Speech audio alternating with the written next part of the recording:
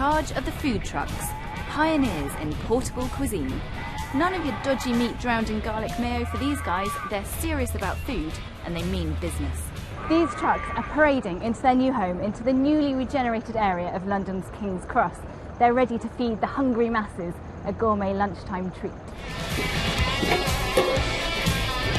There's a much better variety of food here, and I love that you can watch it cooked in front of you. All these stalls are run by individuals. They're lively places. You know, what you get is you're going to get the same food every time, made with love and care. But every so often, yeah, I think it's a nice pleasant treat, and on a day like this, why not? You're actually getting fast food that's good food, and that's the real difference. So people can sort of still bob along for something during the lunch hour, but know that it's actually really good stuff rather than, you know, cellophane wrapped rubbish.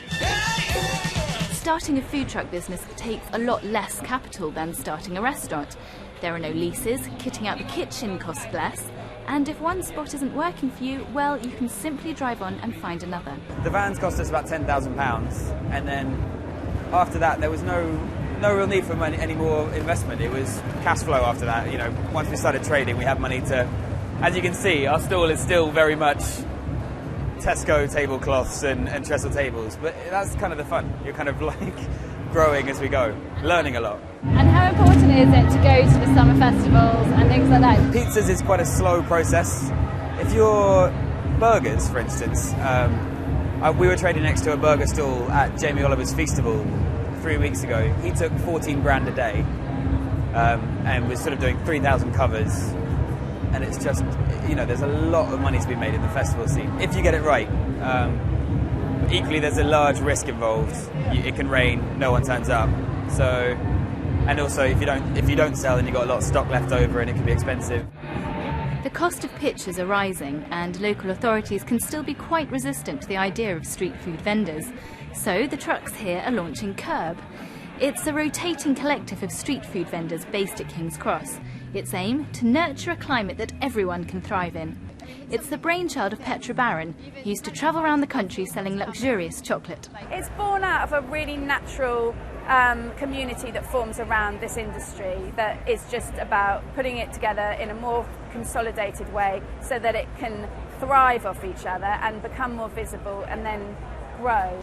Last year, Tom Adams had people queuing up round the corner as he served barbecue food from his truck on the South Bank. Now, at the very tender age of 24, he's opened up his own restaurant in Soho.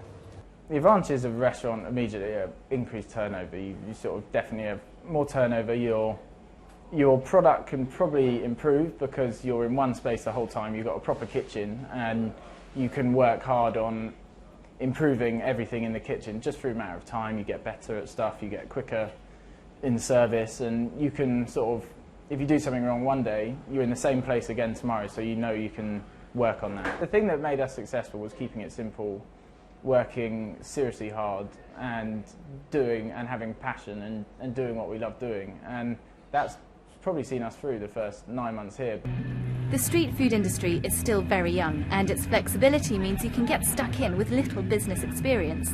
Chefs can be creative and try new concepts without risking huge amounts of money. And clearly there's a huge appetite here for what they're producing.